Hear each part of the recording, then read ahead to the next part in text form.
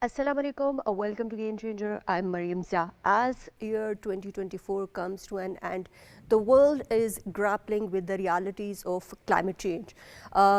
As we know that 2024 witnessed its planet's one of the hottest year to date. And we witnessed, of course, from droughts to floods and wildfires in every corner of the world. In today's program, we will be talking about different dimensions of climate change, what it means to underdeveloping countries, and of course, when we talk about climate financing, what needs to be done more, and of course, emission reduction targets which still remain unmet.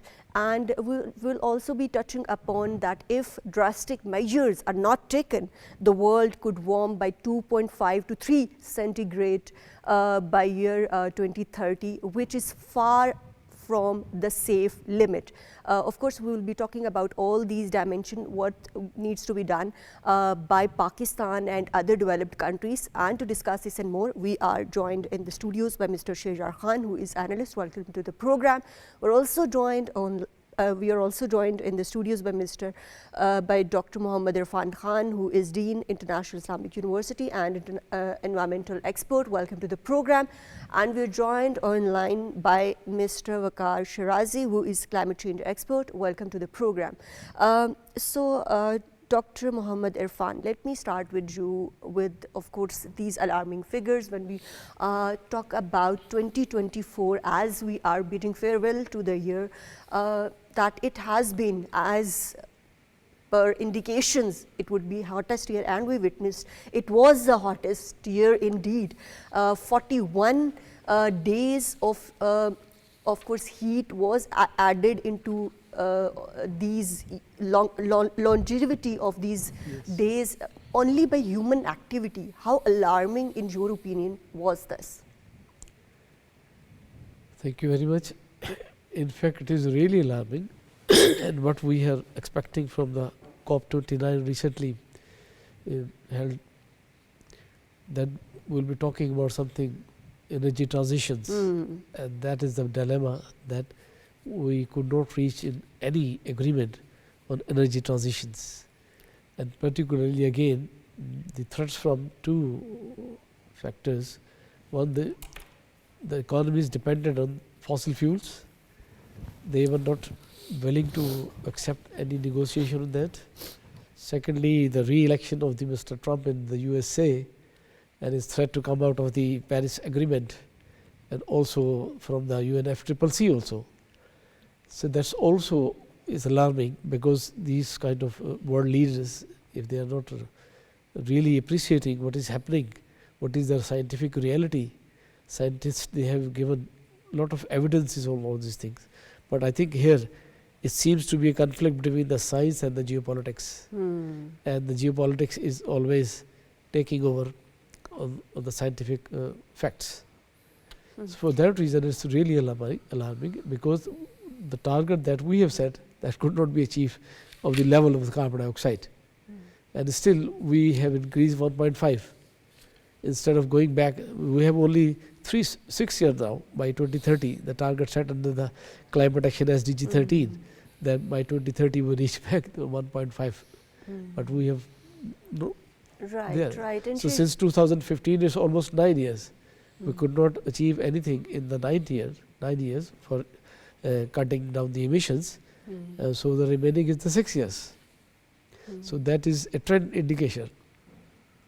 Right. And Sheharyar, how do you see the significance of year 2024 in terms of it being declared one of the hottest year in terms of global temperatures, when we know that it was one of the targets that we have to maintain and limit temperature to 1.5 degrees Celsius. How far away are we from achieving those targets, and at the pace we are moving towards the rising temperatures and climate disasters? So, Maryam, when it comes to achieving targets, obviously everyone globally fell really short in achieving any of those targets. Then again, I also agree with Dr. Saab, geopolitics has kind of like taken over the whole climate change agenda as well. When it comes to the influence of the fossil fuel industry, they are not willing to make a lot of like compromises right now. The commitments in COP29, initially it was $200 billion, but like after negotiation it was down to increased to around $300 billion, but it's also like a fraction of at least $1 trillion that is required for adaptation and mitigation measures. Other than that, if you talk about energy transitions, that will also be a huge challenge. The geopolitical situation, the Russia-Ukraine war, for example, has really diverted a lot of like resources that could have been used for mitigation and adaptation, and which have now been diverted towards war. Same is the situation in the Middle East as well. Most of the resources are diverted towards the conflicts in those areas. If you look at the politics in the European Union and European countries, there is like a lot of rise in right-wing populist agenda as well, and that also has put the whole discussion around climate change at the back burner. So this for me is like more alarming, given the fact that the devastation caused by climate change, it's becoming more pronounced by every growing year. Interestingly enough, the International Court of Justice, they have like taken up a case from this small island nation of Vanuatu, and they have basically gone to the International Court of Justice, and the decision on that case is expected to come into 2025. And that is, a lot of analysts and experts are basically saying that that would also change the whole dynamic of climate justice as well, because in that case, the International Court of Justice would be giving a decision on the devastation caused in developing countries by climate-related issues. The developed countries would be bound to support the developing countries in mitigating and adapting to climate issues. So this would be a landmark judgment that would be the coming. mechanism for that would still remain a question, and we don't know at this point in time that how that is going to be working. But Mr. Waqar, when we talk about different reports, world weather attribution studies confirm that nearly all extreme weather events in 2024 were intensified by climate change. How do you see this influencing policy discussions in the year 2025? Well, as you have mentioned that 2024 was the hottest year for the globe, and not only the average year, but each month of the previous year was the hottest year. I mean the 2024, except the September and November, which were the second hottest months for the globe this year. I think that you're right that the extreme weather events have been there in the headlines, whether it be the floods, whether it be the whether it be the fires on in wildlife, in wild, and whether it be the droughts and rest of the things, the heat waves you may count. I think that this was for the very first time that after COP27, when Pakistan asked to bring the loss and damages fund on the agenda, that loss and damages was seriously discussed in COP29 in Baku. So I believe that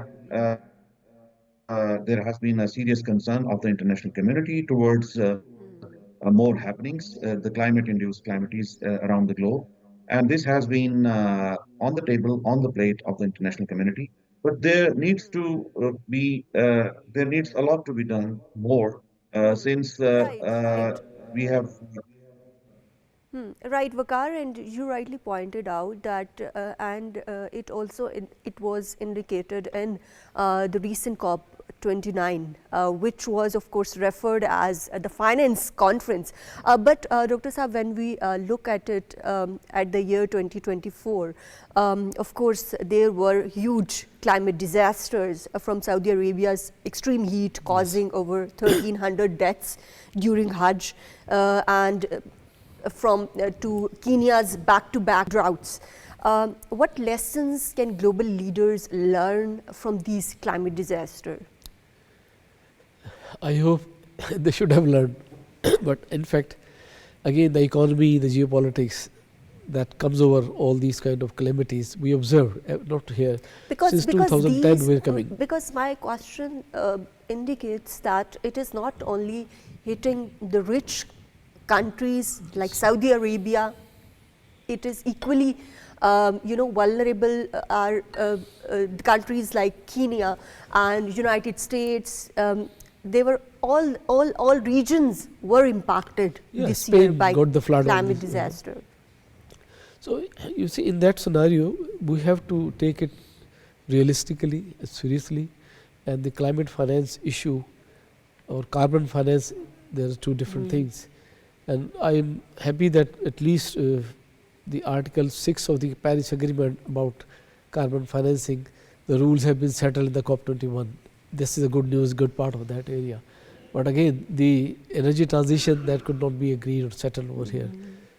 And I think if they are really serious, they have to go for the mitigating measures, those rich countries, right? And because we are on the adaptive side, we are going on the resilience, to enhance our resilience, to make adaptive measures over here.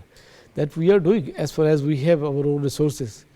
But so far, I think it's nearly $40 million something came from the Green Climate Fund, Pakistan, under 10 projects of different natures. Out of them, 3 or 4 are just for the capacity building in preparatory level, and there are other 2 major GLOF 1 and GLOF 2 that we can significantly say that have been given to that amount. But again, you see, if they are not taking it seriously, then they have to bear the consequences later. Today maybe they are not realizing it, but maybe after a few years, then they have to realize it, that they have to cut down. And that might be little too late. Too late, yes. Right. That we have been witnessing for quite some time now. But Sheharyar, human cost remains an important aspect when we talk about the climate disasters. But at the same time, we know that in recent years, US economy was hit and it caused a loss of $310 billion. What does it says about the growing damages that are being caused by to economies by climate change, and keeping in mind that President Donald Trump is going to be in the seat now, in driver's seat now? So, Maryam, like this devastation of the international community, of local, I would say, grassroots people that are affected by the devastation of climate change. This has been going on post the whole COVID era. When it comes to the political agenda of various countries, for example, historically in the last term, President Donald Trump, he was like very anti the climate agenda. And he even like called into question the science behind climate change as well. If you look at the other side, President Donald Trump also has an agenda of like looking inwards as well and supporting their own local economy as well. So this like whole agenda of climate change or the devastation caused by climate change would come into debate in any case whatsoever. Whether there is a denial of the science of climate change, this denial will result in more tragedy, more losses, and obviously moving more towards the mitigation measures. Now, either that those funds can be appropriated towards mitigation measures or curtailing the effects of climate related disasters, or we can go more towards the preventative side and help the developing countries and rest of the world into moving more towards climate resilience, resilient development. Now the role of China would be very important, and the global powers that are consuming a lot of like greenhouse emissions, and the way development is surrounded around the fossil fuel industry. Now even if we take Pakistan's examples, the amount of energy that is like produced, that has like a very devastating impact on the whole environment. We even right now, our most of the energy that is produced in Pakistan is through hydel, and hydel has proven to be disastrous for the environment. Right. But an interesting fact has also emerged in 2024 if we look at that. The renewable aspect of Pakistan has increased dramatically.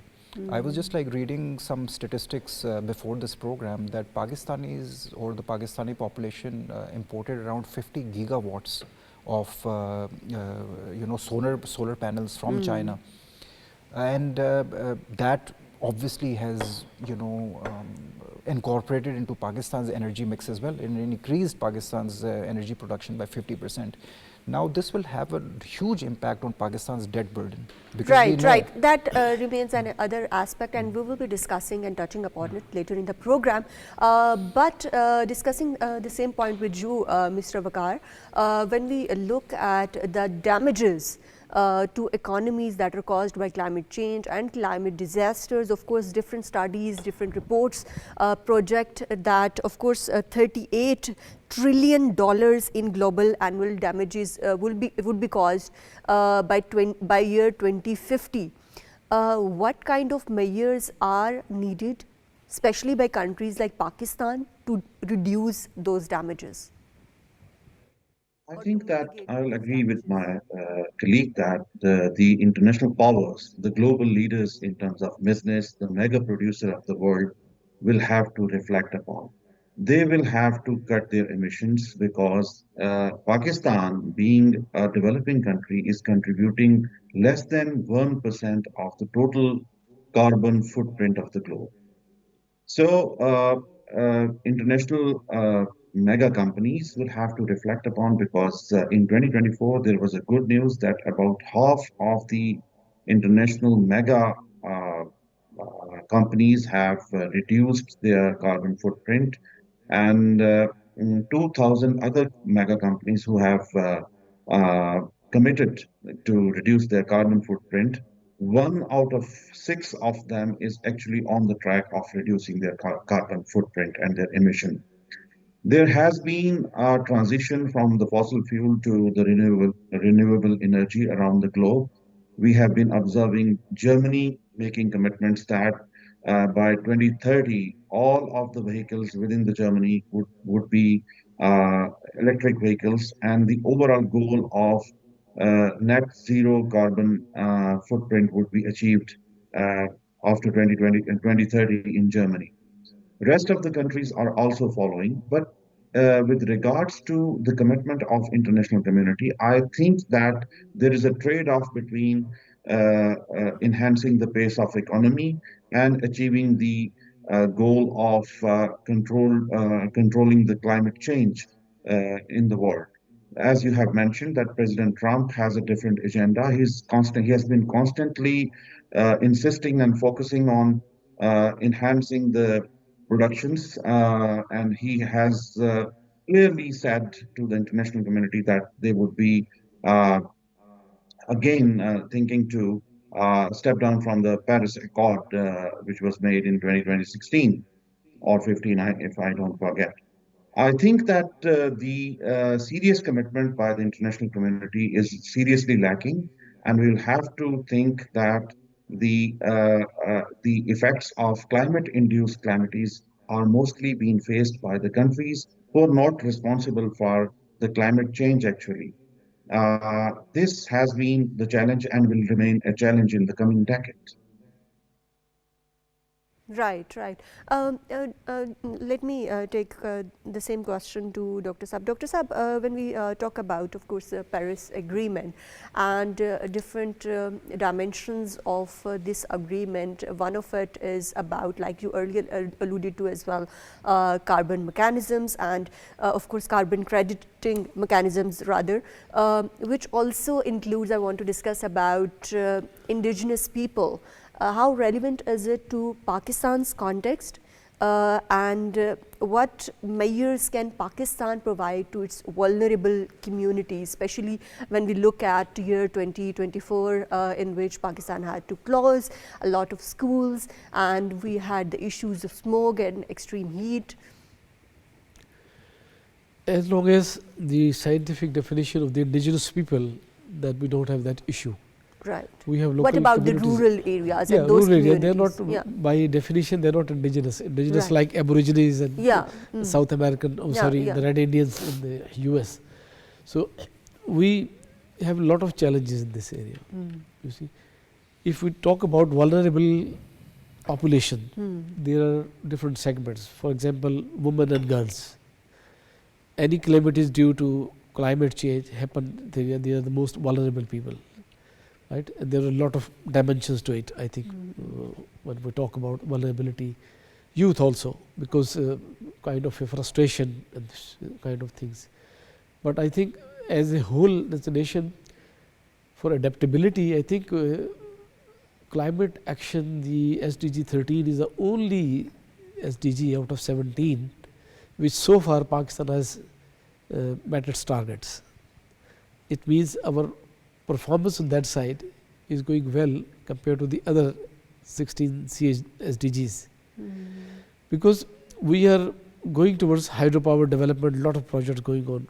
Run of the river in this river Jhelum between Pindi and Kashmir, and Golan Gol hydropower project almost completed there, and there are other hydropower projects over there, Dasu hydropower project and the Yamir Bhasha, but that will take some time.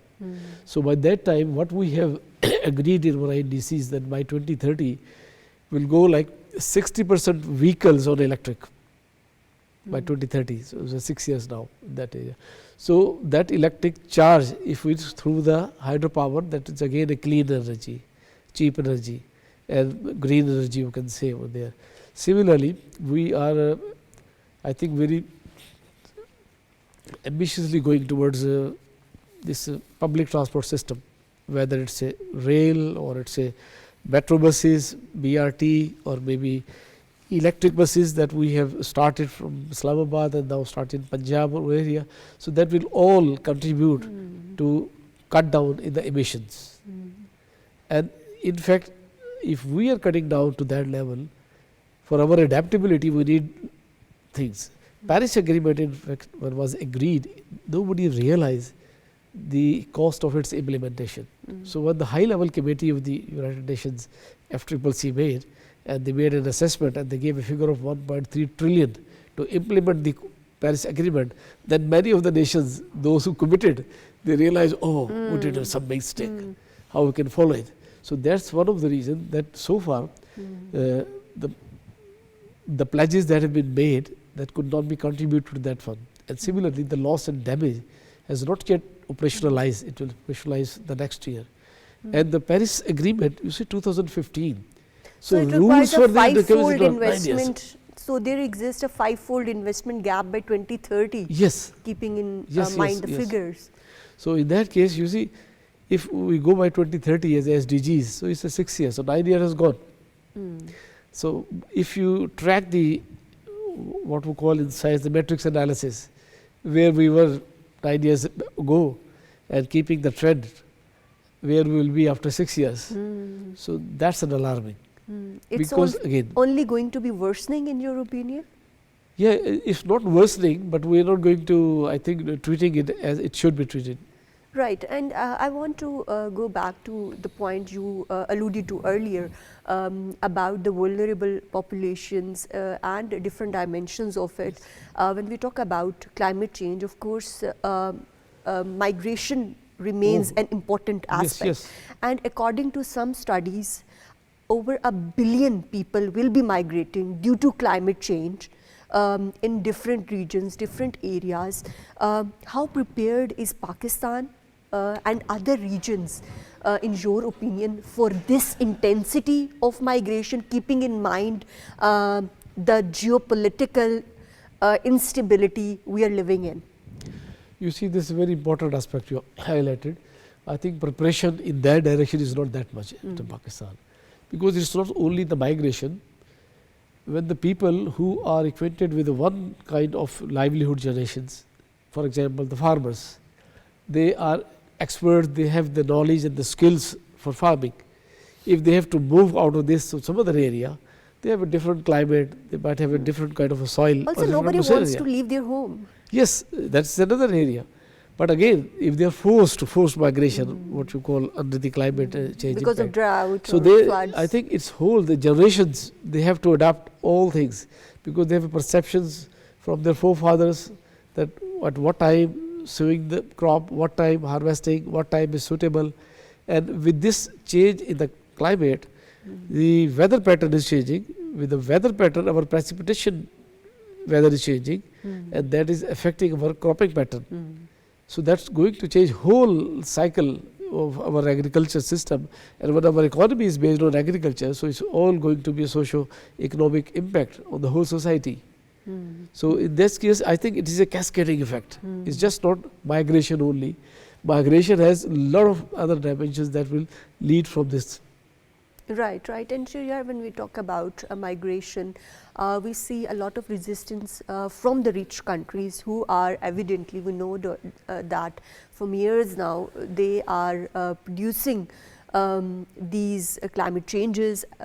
They are, of course, wheels of these climate changes. How can global governance, or are there any systems for global governance to ensure global equity for these migrants who are basically from climate-induced disasters? So Maryam, this is a very important linkage that you have developed, because this like flows into the whole agenda of the geopolitics or the internal politics in developed countries. So most of the right-wing political parties that are gaining a lot of traction in, for example, the European Union, most of the agendas on which they are getting their votes is on the anti-immigration agenda. Now this is legal and illegal immigration. And this migration generally occurs from developing countries which are directly or indirectly being affected by devastation caused by climate change. And because of lack of employment, lack of opportunities, and lack of any sort of like growth, these people legally or illegally have to migrate to developed countries, and that is causing a lot of internal conflicts in Europe. Now, this, if you look at it positively, this gives the onus, or I would say motivation, to the developed countries on pledging more towards climate finance.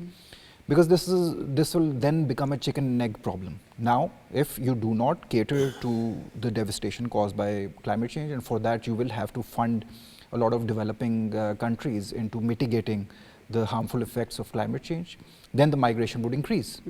So that should give motivation to, for example, the European Union or other Western countries on thinking seriously on how to finance developing countries. And in that case, the biggest issue that comes in is the type of financing that is like available. Now, will that financing be in the form of grants, or will it be coming from the already very skewed financial architecture of the world, at this point in time, and debt-based? after of course recent COP29 which was held in November, what mechanisms do we have in place?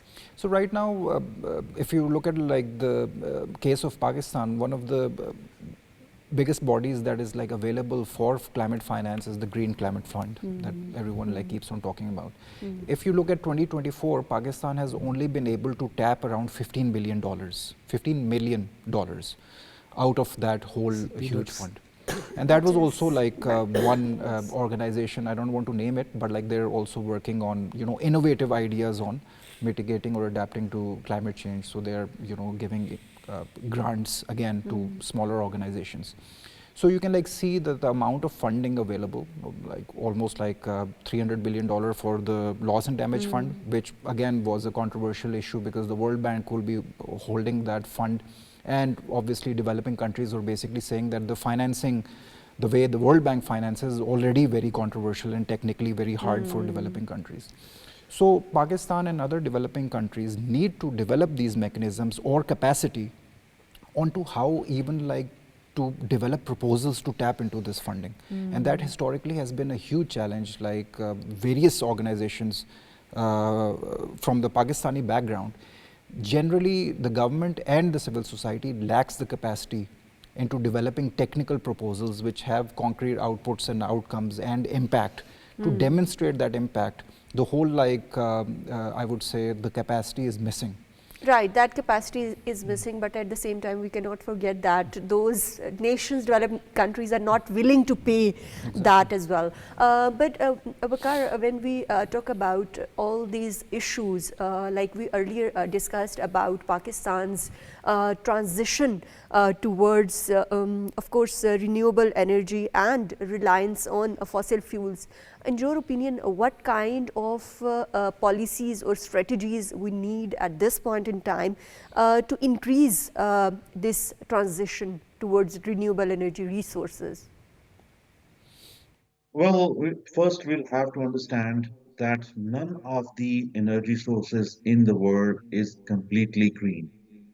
Whether it be the solar panels, whether it be the hydel energy, it has at least some of the carbon footprints which is resultantly achieved by the production of energy.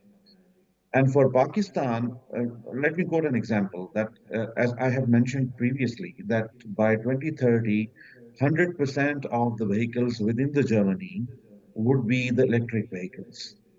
But the lithium required for these electric vehicles would be processed in Chile, which will consume the 70% of the clean water of Chile. It means that the price of the green energy in Germany would be paid by Chile. So in this case, I think that the solution for Pakistan is a long-term solution, and that is that you're enhancing population, increases your thirst for the energy. And in this regard, you will have to reduce your demand for energy by controlling the increase of population. It is a long-term solution, but I think that it is the only solution for Pakistan because overall average global annual increase is 0.8%, while Pakistan's population annual increase is 1.6%, and which may reach to 2.3% is not confirmed.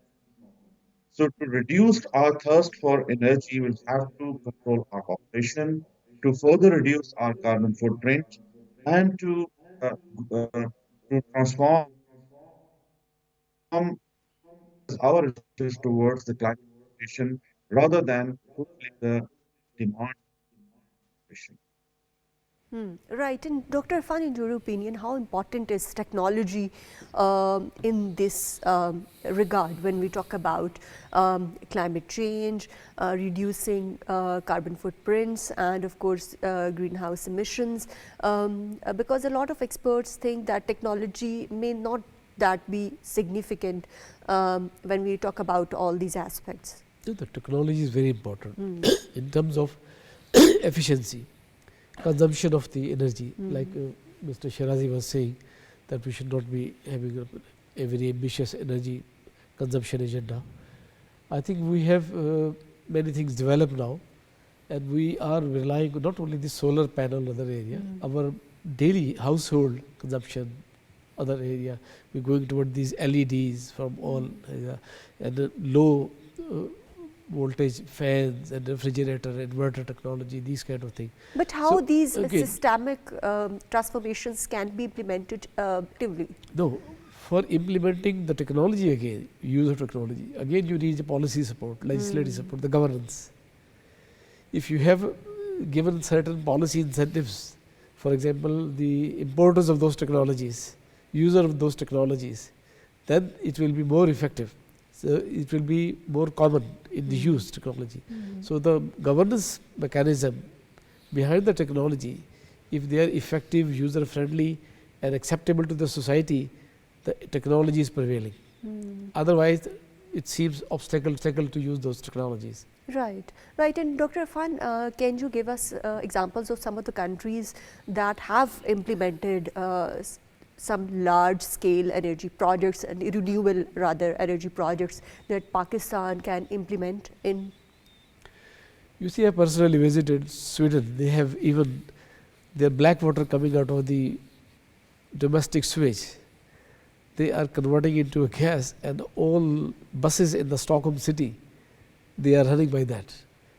And I remember at that time the expert who was giving the presentation to us, our group, and he was just, I think, saying very sorry, oh, Stockholm is 500,000 population. We don't have as much material resource to convert into energy. So jokingly, I offered him contact with Pakistan, who can export lot of resource for development, these things. So they have really developed, and every kind of their waste is going to waste into energy. Once we have a huge population, when we say we are generating huge waste, and again it's a proper systematic and way of managing our waste, not dumping it only. And then we have a great potential of extracting the energy out of the waste. So waste to energy is a very acceptable technological norms over there. So your question, the technology role, so we can generate even energy from our waste material. But we do need infrastructure, of Absolutely. course, human skills development for Yes, all yes, that. absolutely. Of course, of course. And Sheharyar, in your opinion, how important are community initiatives in this regard, and what kind of initiatives Pakistan need? And keeping in mind the recent climate change strategy of Pakistan. So Maryam, like localized solution from the community, they are definitely a way forward, especially when importing of these technologies that we're talking about is very expensive. When it comes to the whole protectionist barriers that are being applied in various different economies, and the import of technologies which are again expensive, and developed countries are basically charging a premium for these technologies, it would make more sense that we basically come up with localized solutions for mitigation or adaptation. And there are a lot of localized solutions which can be incorporated with minimum technology, and that can basically create a huge difference, especially in the context of Pakistan. Now, where will those innovative solutions be coming from? That is like giving projects to small innovative companies, getting the universities of Pakistan on board, in which they can basically develop cheap technology which can be propagated or transferred to the local communities, and that would make a huge difference. Indigenized local solutions are the way forward, but importing, and as I also mentioned, a lot of solar panels were imported from China, so that has a huge toll on Pakistan's foreign reserves as well. And given the economic situation of Pakistan, we cannot afford such a huge outflow of our foreign reserves. So this whole public-private partnership and the partnership of the government with the academia would be very important. The engineering universities of Pakistan, the tech-based universities of Pakistan need to come together and develop these linkages with the government, the Ministry of Planning, Ministry of Climate Change, and Ministry of Technology as well. They need to come together and build or work towards coming up with localized solutions as well, and that would probably be a more efficient way forward. Right, and Mr. Waqar, when we talk about climate adaptation, of course, how can Pakistan strike a balance between economic growth and this urgent need for climate adaptation, particularly in agriculture sector or in water resource management? I think that the biggest challenge we are facing at the moment is also related to the climate change, but it is also an environmental issue that we are just draining our used and polluted water to the rivers. And there can be an immediate solution in Pakistan that the river's health may be taken care of to protect not only the overall agriculture, but the overall microclimate that exists alongside the river banks. Um, with regards to the overall adaptation process, I do agree that Pakistan will have to uh, uh, introduce the solutions that the indigenous solutions of the means of productions of renewable energy. For example, Pakistan can consider the installation of at least some of the plants which can produce the solar panels within Pakistan, just to reduce the overall economic burden that Pakistan has to pay in terms of the uh, uh, dollar amount for the international trade against the import of the solar panels. And there is another solution, an indigenous solution, which was referred by one of my colleagues, that we'll have to work upon the awareness of the masses, because there is an international concept introducing women as a leader to protect from climate change. And that involves a great amount of awareness raising process within the communities. I think in this juncture, we are lacking a lot, and we'll have to inform our population that climate change is a sensitive issue, and we are all getting affected by the climate change. For example, the Western media is dedicating 30% of its time to the climate topic. But within Pakistan, we have been observing that none of the electronic media, other than PTV and one of the private channels I would mention, is focusing on the climate change itself because there is lack of awareness within the uh, journalist community about the climate change as well. And if this exists, we cannot be able to uh, increase a lot in terms of information or in terms of awareness among the masses. And the change is related to the masses. If we don't bring awareness among the masses, I think the climate adaptation would be a compromised issue in Pakistan, subject in Pakistan. Very, very rightly pointed out. And Dr. Irfan, of course, you being dean of one of the biggest universities in Islamabad, how important is to make awareness in youth of Pakistan regarding climate change? I think it's very important, and nowadays with the social media, it's not a big task, but it's need a will. Certain youth activists, they are doing good jobs still. I know so many of them, but I think we have to give them a direction to prepare for this thing. Instead of just talking about like climate change happening, coming over here, and they should prepare it to develop their resilience for the adaptation mechanism. And I think again they have to play their role because they will be the future leader also. If they are now sensitized enough, so they have something like insight when they go in the future domain of the government or the private sector or academia, wherever they will go. So they will definitely have an insight about these issues. So it's a question of perception also about the climate change.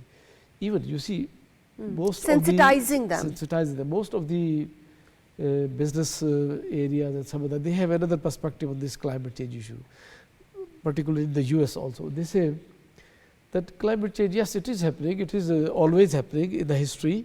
And what is the problem? Actually, it is the industry which are developing the renewable technologies, which are developing the green technologies. They want to make so something. there is no concept of carbon footprint. So they are, in fact, what they are doing, they are stigmatizing it more than it's real. So that's why they want to have a market for their products which they are developing, because they want to supply the what you call green products or energy efficient product, and these kind of issues going on. Even one of the General Motors, they conducted a research study. Based on that, if there is a more carbon dioxide, because the plants absorb it, so there will be more green world, because there will be a lot of carbon dioxide will be available for the plants to absorb. When they absorb it, as a return, they will give more oxygen. So world will be a more healthier place if there is more carbon dioxide. So these kind of studies, they are going on. So still you see the problem of perception also. Scientific reality is there. Policy and governance, these issues, they have to support the scientific research, then you can implement it. Otherwise, scientific research in the universities, as Sheharyar mentioned over there, a lot of people are doing their thesis, their research papers, they are just in the shelves or somewhere in the Google Net or something like that. Of course. But there is a gap between the scientific research and the policy. Right. That gap has to be filled because the scientists, they have to publish, of course, but they have to communicate to the policy maker in a language that they can understand. Right. This is another problem. They communicate the scientific facts in a way that the policy makers or the decision makers, they don't understand. Right. So that is another issue. Thank you very much, Dr. Mohammad Irfan Khan, for joining us in today's program. Thank you very much, Mr. Sheharyar Khan, for joining us in today's program. Thank you very much, Mr. Waqar Sherazi, for joining us in today's program. Of course, as we are stepping towards the year 25, we are at a critical juncture in terms of climate change and upcoming climate disasters, and we need to be more prepared. International community, especially the developed countries, need to do more in terms of financing, and the time is act now. That's all from Game Changer tonight. Take care. Allah Hafiz.